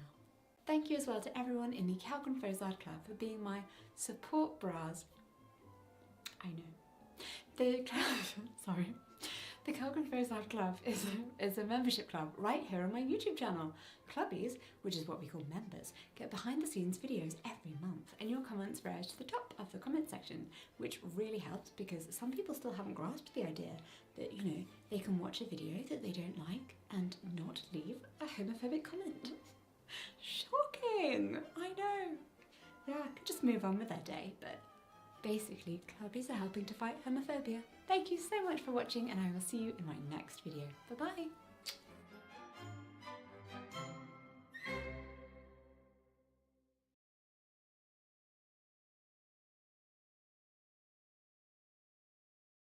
Power Rangers in Space was supposed to be the finale to this beloved franchise, but due to its massive success and popularity, another season was given the green light. Power Rangers Lost Galaxy. An epilogue and in-spirit sequel of sorts, following up on the events of Countdown to Destruction, Zordon Sacrifice, and what the world looks like now. And why this season also has a space theme, which could be a challenge. Seiju Sentai Gingaman is the 22nd season of Super Sentai, and the season Lost Galaxy would be based off. Gingaman, however, was far from a space epic, being themed around nature. You couldn't be more polar opposites if you tried. Lost Galaxy has a lot to live up to. The first Power Ranger season to not start with any previous Rangers or villains from the last, needing to establish new characters, villains, and the world as a whole. As well as trying to follow up an amazing season that went all out in terms of story, acting, and production. So, was Power Rangers Lost Galaxy ready to fill those shoes? Let's find out. Quasar Quest Part 1. We kick things off with a narration telling us that Earth has begun the search for a new world to live in, taking us to a distant planet where this wise old man is telling the story of the Quasar Sabers, 5 mythical swords that for 3,000 years no one has ever been able to pull from the stone. It's a lovely ceremony, but quickly gets interrupted by some monsters. For now though, our focus shifts to this massive space colony called TerraVenture. The people of TerraVenture are exploring the universe in hopes to find a new place for humans to live. I guess after destroying all the evil in the universe, it's a pretty safe time to explore. Some important characters we meet are Commander Stanton, Mike, his second in command, and Kendrix, the head scientist. We see that TerraVenture is a massive event. People are coming in waves, eager to explore space. However, only a certain select group of people were chosen for this operation, and if you weren't one of them, tough luck. As we see this strapping young man named Leo get thrown out. He's frustrated, but happens to see a group of thugs trying to rob an older woman of her passport, so they can go into space. Which, I don't think that's how passports work, but regardless, Leo doesn't stand for that, taking them on 3-on-1. They eventually overpower him and think they got the passport, but sneaky Leo still has it. The old woman is thankful and says that the new world needs people like him. This then motivates Leo to break the law. Thanks, Granny! Sneaking onto the loading dock and becoming an illegal stowaway onto the colony. When he lands, the authorities are already aware and trying to hunt him down. Leo then accidentally bumps into Kendrix and another important character, Kai. I think Kendrix kinda gets a little crush on him, because when he leaves and the officers ask if they've seen him, she says no. Leo then finds a soldier outfit to try and blend in, but this accidentally gets him roped into a training exercise on the moon. It's a pretty intense military training exercise, with live explosions that probably could level a city. This is not training! Leo ends up saving Kendrix from one of these bombs, where he finally gets caught in the act. Mike shows up and reveals to everyone that Leo is his younger brother, who is told not to come. But before this brotherly dispute can play out, a portal opens up out of nowhere, where one of the girls from the opening scenes comes tumbling out. And she didn't come alone. These weird bug creatures also came along. These are the Stingwingers, and this season's new foot soldiers. They're disgusting bug creatures, but once again are American-made foot soldiers. They have an awesome design. They try to fight them off, but they're too powerful, until they just eventually retreat. The girl says her name is Maya, and her planet Miranoi is under attack. Leo is the first to immediately jump into action, saying if she needs help, they should go. Mike says him and Kendricks will check it out, and that Kai has to escort Leo back to the colony. As the three leave for the portal, Leo breaks free and runs into the portal with reckless intent. Part 2 opens up with Kai feeling guilty for leaving Leo behind, but he gets a plan when he sees a flyer for the Astro Megaship Museum? Wait, what do you mean museum? That's Andros' actual ship. How else is he flying around space? And not only is the Astro Megaship still hanging around, but so is Alpha. Would you mind telling me what is going on here? Kai commandeers the ship and says he needs it for a mission.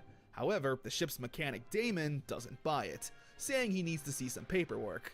But more importantly, he says that the Astro Megaship is not a functioning ship, just a museum.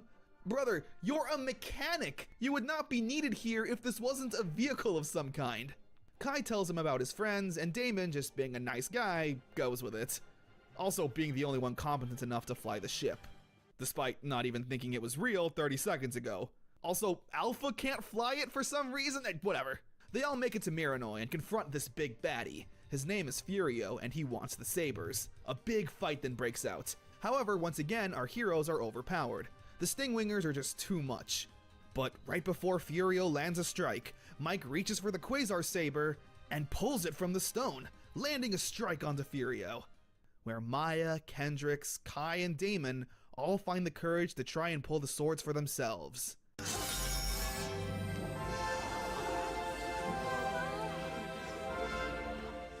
Before they can celebrate though, Furio casts some kind of spell that's turning Mercruy into stone. During the spell, the ground opens up, and Mike falls in.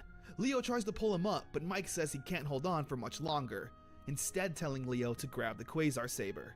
When he does, he tells his little brother to carry on in his place, and that he's always been proud of him, before letting go and falling into the abyss, and the floor closing back up.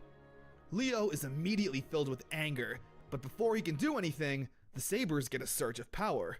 Our heroes hold them up high, and with a strike of lightning,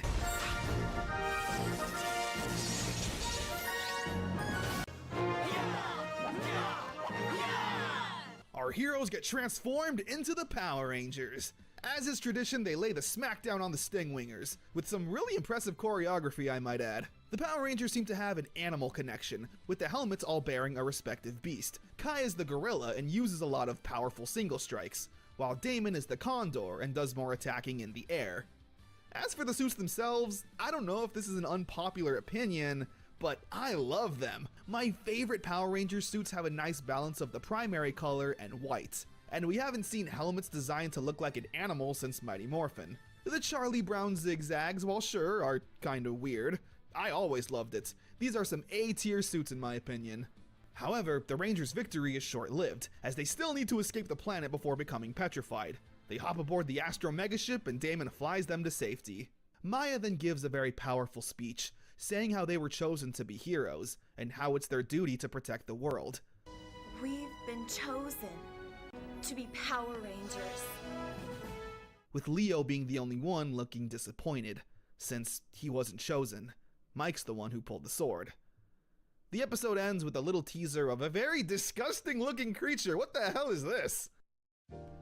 The Quasar Quest 2-parter is very good, taking its time. As I mentioned earlier, I think, episode 1 and almost half of episode 2 doesn't even feature the Power Rangers suits in any way, which is a pretty bold move. We get introduced to a lot here.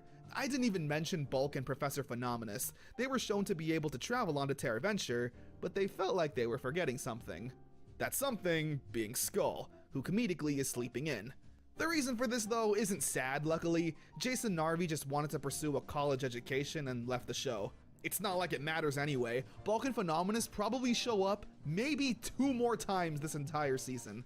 As for the Rangers though, Leo and Maya are probably the most interesting right off the bat. Leo losing his brother and feeling like an imposter ranger sets up some good character work. And Maya losing her entire home planet, as well as being the home of these powers, is great stuff too. Kendricks is pretty interesting. Maybe just because I like girls with glasses.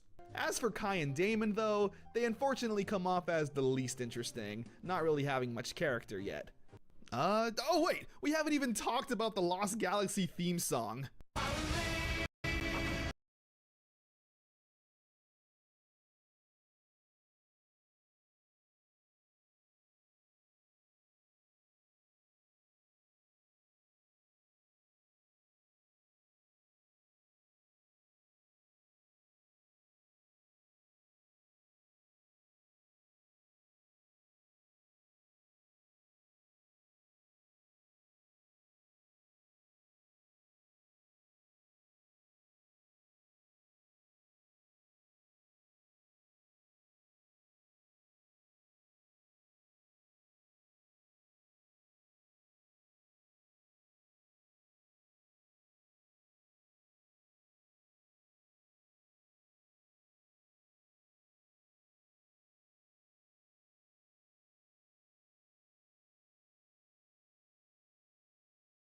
S-tier song.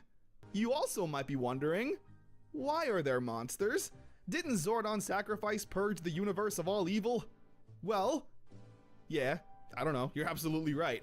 Apart from the answer being they needed to make more seasons, a popular theory is that the Z-Wave just reset the balance of good and evil, completely wiping out the United Alliance of Evil, but also allowing new Power Rangers to be formed to defend the universe. Which could explain why the Quasar Sabers were never pulled from the stone until after Zordon's death. But anyway, yeah, let's see what's next for the Rangers. Race to the rescue. We see the Stingwingers trying to capture some pretty big animals. Meanwhile, Maya is able to hear their cries for help, and Leo and Damon accompany her to find them. They arrive on the planet and try to free them, but they get ambushed by the Stingwingers and a monster. So, it's time to go. Go! Galactic! They morph on out with Kendrix and Kai showing up. They lay the smackdown on the bad guys and destroy the chains imprisoning the animals. These are the Galacta Beasts. They thank the Rangers for saving them and tell Maya they'll repay them one day. We cut to the villain's ship. This gross octopus creature is Scorpius, an alien warlord. He tells Furio to destroy the Power Rangers since he couldn't capture the Galacta Beasts. They invade Terra Venture, but the Rangers once again show up to defend it. The monster then drinks a potion and grows giant. But oh no! How will the Rangers fight something this big?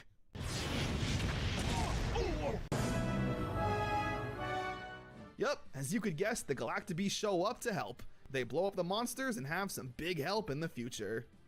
I also love the suit work on these creatures. In some shots, they genuinely look horrifying. Like, look at this condor here. This is a Godzilla boss.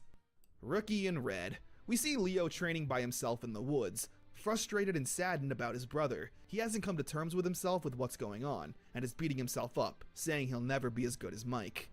That I would do everything in my power to become the Red Ranger he would have been proud of. We also get introduced to this lovely girl, Trakina. She's Scorpius' daughter. For now, she doesn't do much, but just remember that she exists. I guess in an attempt to be like Mike, Leo joins the GSA. Kai is tasked to train him, however, Leo clearly isn't built for this, breaking the rules and being fairly lazy.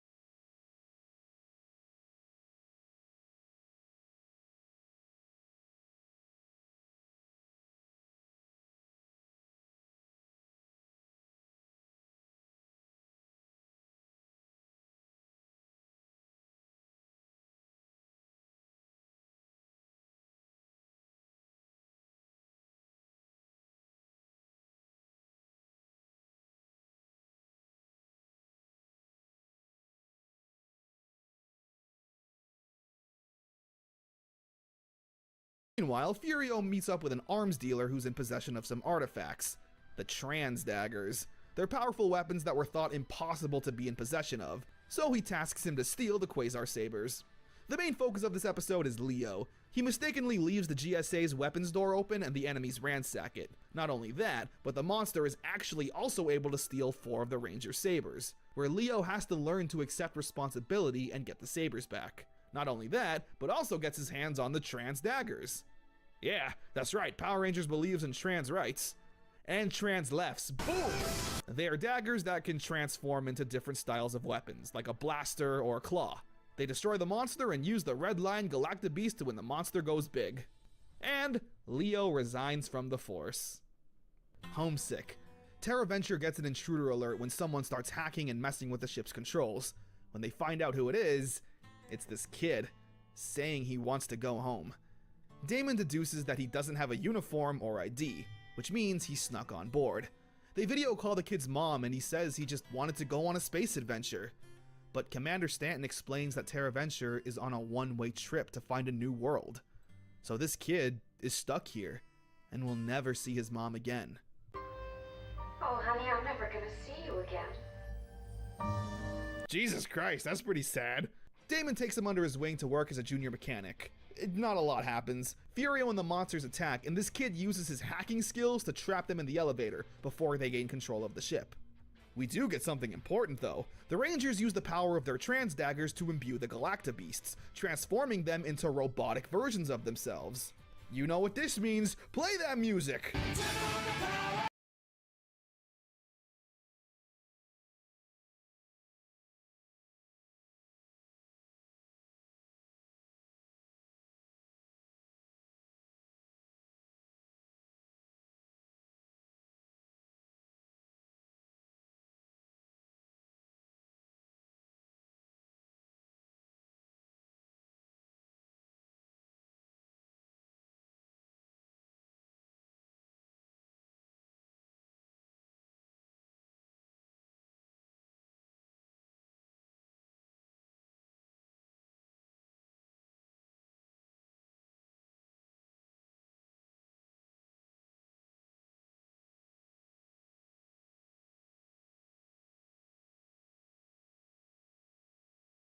Yeah, 5 episodes in and we finally see the Megazord. That's unheard of for this series. This is the Galaxy Megazord. We don't spend a lot of time with it since it immediately just uses the finishing sword attack and destroys the monster in one go.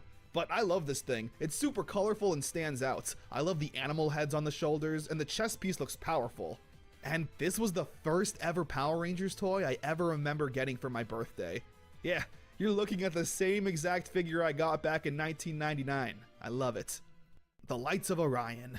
There's a mythical power source known as the Lights of Orion. They're apparently hiding in this cave, but Furio can't enter, since you need to be a chosen warrior to get in. Trakina wants to join in, however, and this is where we start to learn about her character. Her father is very overprotective, not allowing her to get into danger, but she wants to actually help fight the fight. The Rangers also get some cool new motorcycles because we got toys to sell. Furio and Trakina bait out the Rangers, where they have a box with a surprise in it. What? Mike? Jesus, parading around Leo's dead brother in front of him is such an insane move. But Furio says he's not actually dead. Leo now isn't thinking straight, acting on emotions and just simply wanting to get his brother back. They fall into a trap and start fighting. Amidst the chaos though, Leo manages to rescue Mike and they both escape. Leo's trying to ask questions, but Mike insists there's no time, and that they need to go to the cave to find the Lights of Orion. They go inside and find a box, but that's when Mike knocks out Leo and takes it for himself. The Rangers are horrified to see that Mike betrayed them. But as you may have guessed, this isn't Mike. It's Lord Zed! Yeah, it's all a trap, but the Lights of Orion weren't even in the box. So the Rangers defeat the monster and Leo absolutely smacks the hell out of Furio for taunting him with his dead brother. Double duty. There's an actress on Terra Venture who looks exactly like Kendrix. The actress is mean and nasty, but after she gets injured, Kendrix is chosen to play the part. It's a pretty nothing filler episode. The Blue Crush. Kai gets tasked with taking the commander's daughter out rollerblading. While they're out though, he runs into a girl named Hannah, who he quickly falls for. Kai spends a majority of the episode daydreaming and swooning. Furio and a monster eventually attack Terra Venture and he rescues her. During their escape though, she stops him and pleads Kai to help rescue this guy named Johnny, saying that the wedding is tomorrow. Yikes. Where he leaves him to die. Just kidding. He saves Johnny and is pretty heartbroken over this girl he met like a day ago. He feels so heartbroken, Kai just starts running, which I relate to. I've actually done that before and it's sad. No time for that though. They defeat the monster and Kai is sad. However, Hannah eventually sends him a letter saying that she was the bridesmaid for Johnny's wedding, meaning she actually is single, and I'm sure will develop a heartwarming relationship throughout the series. More importantly though, Scorpius has had enough of Furio's incompetence and is sent for execution. However, he manages to escape and head into the cave with the Lights of Orion, leading us to probably one of my favorite arcs in Power Rangers. The Magna Defender. Leo manages to track down Furio and the two fight. Right before Leo gets the upper hand, Furio self-destructs, knowing that he's going to be executed anyway, and hoping to take the Red Ranger down with him. However, Leo's limp body gets carried out by a mysterious being. Leo in recovery starts seeing visions of the rescue, but in his head, he swore he saw Mike. He returns to the cave to look for clues, stumbling upon a giant stone that he feels like is holding the Lights of Orion. They start analyzing it on Terra Venture, not being able to open up the rock. That's when another monster attacks Kendrix. However, someone saves her. It's him. This guy is so cool. While he does save Kendrix, he also demands she gives him the stone. The other Rangers show up to help and try and convince the stranger to join their cause, where he adamantly refuses, even hitting Leo. With Furio dead, Scorpius needs a new general. Meet Trecheron. He brings in a monster to fight the Rangers, and he wipes the floor with them.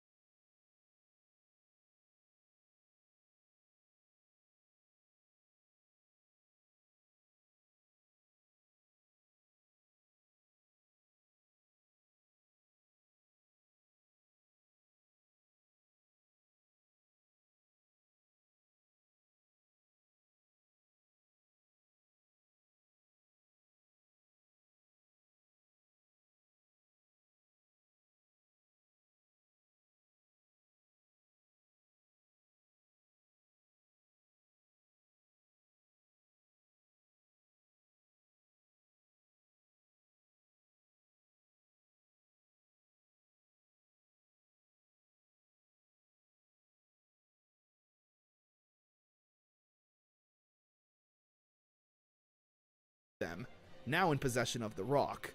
However, that means a familiar face makes his return. He's back. Trecheron knows this man. He's the Magna Defender, with the two of them having a rivalry. The Magna Defender is so cool. His design is badass with the horns, all black armor, cape, big jewel in the center. He really looks like a warrior, and his stoic voice really shows off that he means business. You are brave, but foolish.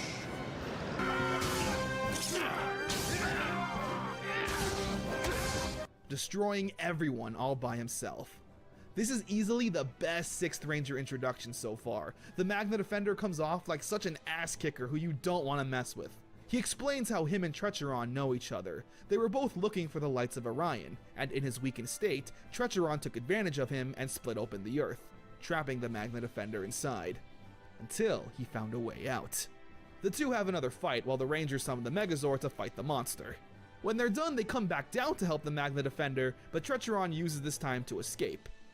They once again try to convince him to join their side, saying they're fighting for the same thing. But the Magna Defender claims that they have no idea what he's fighting for. Leo was convinced that this man was Mike, but now he's not so sure. Yeah, this guy rules. The Sunflower Search. The episode opens up with the Magna Defender reminiscing on his past and how he got here. His planet was taken over by Scorpius and his gang. The Magna Defender and his Toro Zord were the only defenders left, along with his son, Zika, who is being held captive. The Magna Defender is desperate, doing whatever the villains want, as long as they don't hurt his son.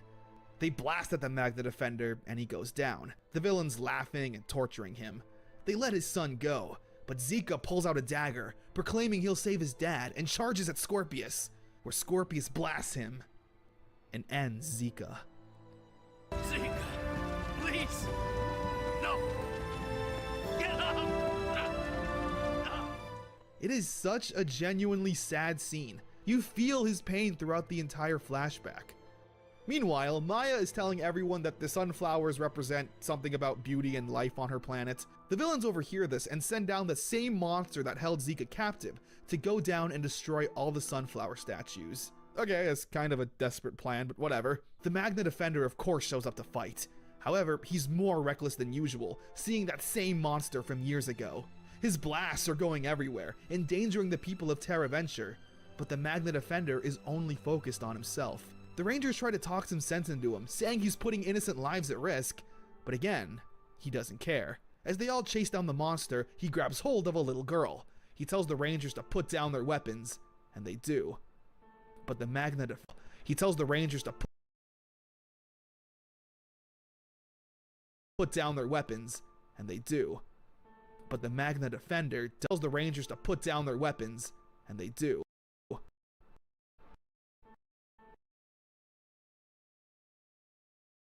But the Magna Defender doesn't. He was in this exact position when he lost his son, and he feels like his inaction was the reason he was killed. So he doesn't listen, inching forward and threatening the monster with his life. Leo has to step in and tells him he needs to control his anger. During this, the Rangers use the opportunity to save the girl, and the Magna Defender gets his anger, and threatening the monster with the reason he was killed.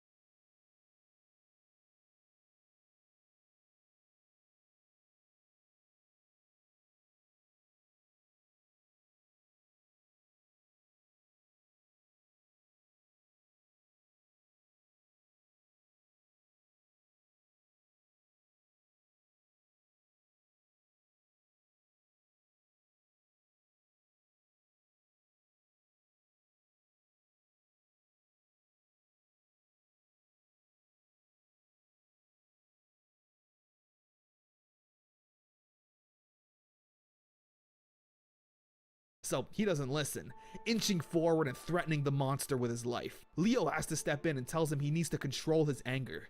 During this, the Rangers use the opportunity to save the girl, and the Magna Defender gets his partial revenge, slashing at the monster and destroying it all by himself. Before he blows up though, he drinks the potion. This is where we get to see the Toro Zord, a bull Megazord that shoots a beam at the Magna Defender and grows him giant, where he essentially wears the Toro Zord as super armor and creates the Defender Toro Zord. It's a pretty cool Megazord, where he naturally lands the finishing blow. The episode ends with the Magna Defender telling the Rangers his story, saying he's only out for revenge, wanting the Lights of Orion to become strong enough to destroy Scorpius. Silent Sleep. Another monster uses a spell to freeze and put the people of Terra Venture to sleep. Leo is the only one who isn't affected though, because during a fight beforehand, the spell hit Mike's dog tags that he's wearing, which cancels the spell. What's more interesting though is Trakina. She wants to go with Trecheron when he finds the lights. Throughout every episode, she's been giving pieces of advice here and there and trying to be involved more as a villain. However, Scorpius just keeps writing her off and treating her like a little kid. It's clear he's very overprotective, and Trakina herself is in way over her head. She easily gets knocked down though after being bumped into, and Trecheron just sends her home immediately. The Magna Defender shows up and the two destroy the monster and save Terra Venture. Orion Rising. It's Damon's birthday. Hey, there it is, the token birthday episode. Kendrix bakes a cake and when she leaves, Maya shows up and eats it, leading to the two arguing. Oh, look at that, a 2-for-1, because we also get the yellow and pink Ranger besties now not being besties for an episode. The villains have a new monster named Destruxo. He uses his staff to create a force field within Terraventure, trapping everyone inside it and slowly sucking away the oxygen, all while using some magic to locate the lights. The Magna Defender shows up and tries to smash the force field to get in, but there's too much concentrated energy that smashing it would probably destroy everyone inside. The rest of the episode is what you think. Kendrix and Maya are trapped and they spend more time bickering with each other as opposed to fighting the monster. Until they learn that friendship is most important. They stop the monster and celebrate Damon's birthday. Wow. You guys are the best. Why did he sound so genuine right there? That's literally the best line delivery Damon does in the whole series. The episode ends with Maya saying that the lights of Orion are out there. As in, right here, Orion returns. Maya gets a dream that she saw something. She wakes up and sees the lights of Orion have shown themselves. A big chase for them then ensues between the Rangers and the villains. You know, until the lights head back to Terraventure, where Destructo uses some kind of powerful vase to suck it in, with the villains now in possession of it. Meanwhile, Trakina wants to be the one to retrieve the lights. She summons the help of Impostra, who turns herself into Trecheron, and as a gift, gives Destruxo a magic necklace as a reward, as well as telling him to use the lights of Orion on himself. He does and is immediately super powerful. Trakina then snitches on Trecheron, telling Scorpius he should have the lights by now, and when Scorpius sees a powered up Destruxo, throws the real Trecheron in prison. Impostra then shows up and uses that necklace to suck the power of the lights out of Destruxo. The lights of Orion are now free. The Magna Defender shows up and demands the lights come to him. However, The lights are shining over us. They seem to be choosing us. the lights of Orion have made their decision. Leo's saying that the powers can only be used for good, despite not being used for good 2 minutes ago. The Rangers reach for the lights of Orion, putting their hands up and being imbued with new armor and weapons. This cool claw thing, new quasar sabers. The Power Rangers now wield the lights of Orion.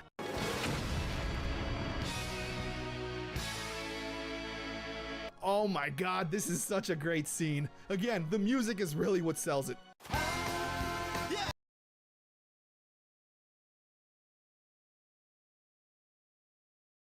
So, turn into a giant ball of... The Rangers charge after Destruxo, turn into a giant ball of fire that cuts through him.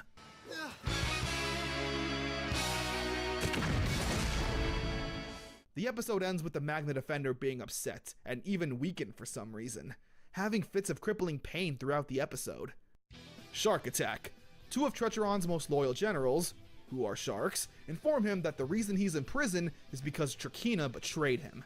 As revenge, he gives Trakina fake coordinates to find a hidden relic. When she explores it, the sharks break Trecheron out of prison, and the three of them confront Trakina. The Rangers show up and she uses this time to escape. However, she's quickly confronted by the Magna Defender, saying that her dad took away his son, and he's going to make him feel the same pain by slaying Trakina, which is pretty metal. However, the pain strikes again and she's able to escape. The rest of the episode is really good, pretty much a big fight between Leo and Trecheron, where the Rangers of course end up winning. The episode ending with Trakina training, but it's not going so well, being upset over a broken nail. She pleads to her father again to let her help, but she's denied. So Trakina decides that she needs to find a mentor. Redemption Day. Scorpius' ship is running out of fuel, so they attach to Terraventure to steal some of theirs. The Magna Defender then decides that this is where he's gonna get his revenge. He summons the Toro Zord and creates an energy pit, one that will explode and destroy Terraventure, but take Scorpius along with it. The Rangers try to stop the Magna Defender, but Scorpius also sends down a monster and some Stingwingers. The Magna Defender is completely weakened, seemingly barely hanging on by a thread. When the Stingwingers attack him, Leo shows up to save him, but the Magna Defender is confused. How could you defend me after all I've done to you? Always fighting for good. It's futile. This is where the Magna Defender drops a bombshell. He knows Mike. After his battle with Trecheron many years ago, he fell into the earth. But when Furio did the same thing on Miranoi and Mike fell in, the Magna Defender saved him, and swapped life forces with Mike, giving the Magna Defender another chance at life. This is why he's in his weakened state. As the Defender grew more and more vengeful, Mike's spirit started to take over, not allowing him to go down this dark path. Leo says there's still time for him to change, but the Magna Defender has made up his mind. He says his heart is too far gone, and what's been replaced there is darkness. The Rangers go to the energy pool to try and stop it from blowing up and taking out Terraventure. They're blasted at constantly, even demorphing them, but that doesn't stop the Rangers from trying. The Magna Defender is in complete shock, saying he was once like that, and is now regretful he let his hate and vengeance take over. But that's when he sees something. Father!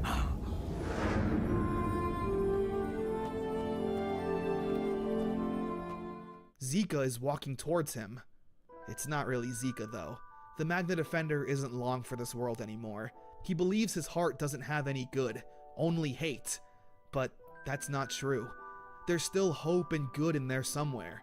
But he can only see it in the form of the one thing that encaptured all those feelings. His son. He thinks Zika is there, telling him to do the right thing because that's what his son would actually want his dad to do. But what this really is the Magna Defender's conscience speaking to him. He knows what he has to do. He goes forth, pushing through the fire and explosions, holding on to that flower that represents his son's innocence, telling the Torozord to stay back, and that this is where they part ways. He is going to sacrifice his life force to save the colony. In his last moments of life, he's healthy and walking with his son. I'm proud of you, Father. Thank you, son. Knowing that soon they can be together again. He sacrifices himself and saves Terraventure. And Leo says that the spirit of the Magna Defender will live on forever. But not just that.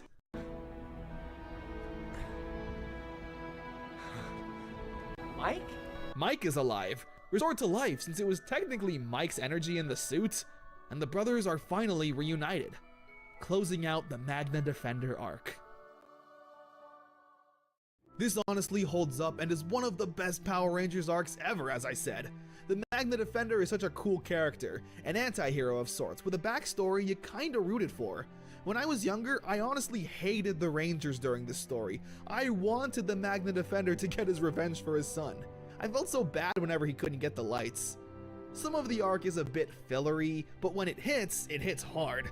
There's so much drama and good action, and the music score once again has more orchestral sounds rather than rock. We also see a trend here with the generals. We're already 2 down. Furio at the start was kind of a basic nobody who had no character. Treacheron was a solid addition. Ironically enough, despite being named after treachery, he was incredibly loyal to Scorpius and had competent plans. I honestly feel like this arc is going to be hard to top. But let's continue on and see what's in store. Destined for greatness. Everyone is celebrating Mike's return, but there's an air of sadness with Leo. He feels like he has to give up his Quasar Saber to his brother and quit being a Power Ranger, saying it was Mike's destiny. Before he can do anything though, a monster attacks and kidnaps the other Rangers. Leo starts losing his confidence in his leadership ability when he starts to make mistakes, and Mike is there to think rationally and take on the leader role. They go to rescue their friends, but they get jumped by some Halloween costumes. After beating them up, Leo finally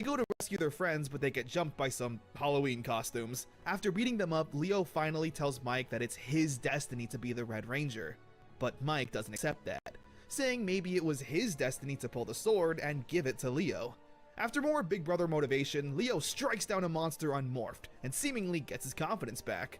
They rescue the other Rangers and destroy the monster. When it grows big though, the Rangers are having some trouble, and Mike really wants to help. That's when the ghost of the Magna Defender shows up, telling Mike he will now wield the sword and be the new Magna Defender. It is your destiny. So, with his sword, Torozord, and fancy new morpher that totally isn't from another Sentai season, morphs on out.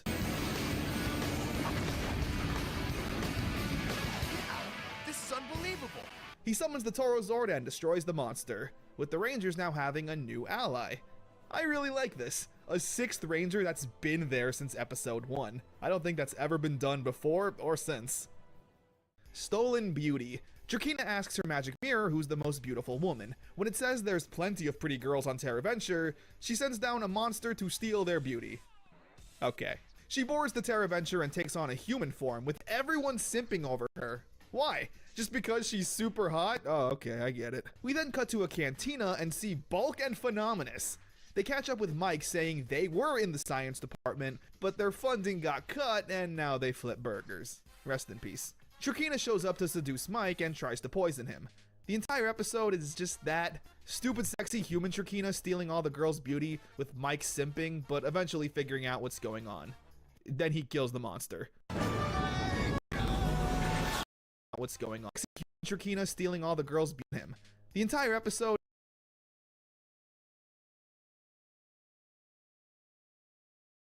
is just that. Stupid sexy human Trakina stealing all the girl's beauty with Mike simping, but eventually figuring out what's going on.